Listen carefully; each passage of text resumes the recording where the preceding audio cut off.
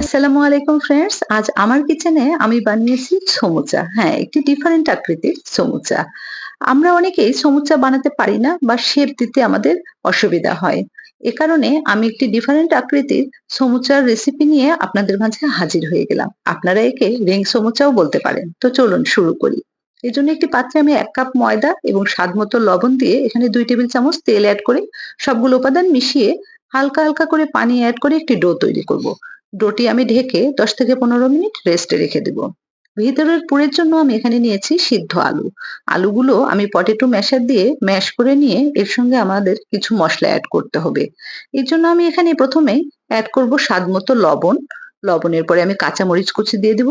কালারের জন্য হালকা হলুদ, এরপর চটপটি মসলা, গরম মসলা, জিরা গুঁড়ো এবং কয়েকটি কাঁচামরিচ কুচি এবং দিয়ে দিব ধনিয়া পাতা। এর সঙ্গে আমি রসুন বাটা, আদা বাটাও দিয়েছি।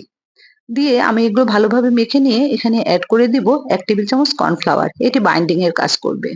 এবার সেই আটার ডোতে আমি একটু কয়েকটি কালো জিরা দিয়ে দিলাম। এটি অপশনাল। এরপর ২ টি রুটি বানিয়ে নিব।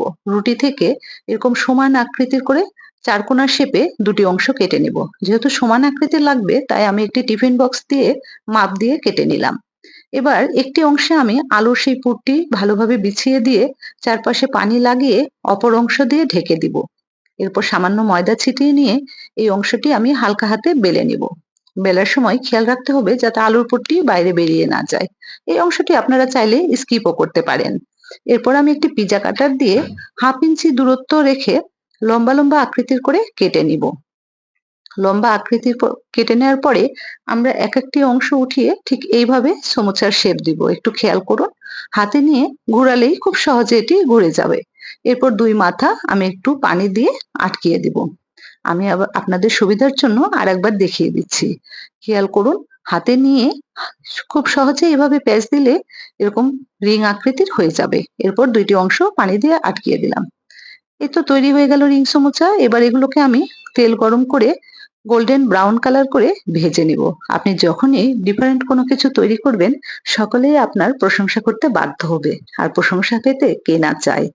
এখন এটি আমি সার্ভ করব ধনিয়া পাতা চাটনির সাথে। আর সাথে যদি থাকে এরকম গরম ধোঁয়া ওঠা ১ কাপ চা, সাথে মধুর সুরে হালকা রবীন্দ্রসঙ্গীত, তাহলে প্রিয়জনের সঙ্গে আপনার বিকালটা আরো মধুময় হয়ে উঠবে। আমার এই কিচেনের উদ্দেশ্য আপনাদেরকে সহজ খাবার শেখানো। তাই এরকম আরো সহজ ও ইন্টারেস্টিং রেসিপি পেতে হলে আমার পেজে লাইক, কমেন্ট ও সাবস্ক্রাইব করতে ভুলবেন না প্লিজ।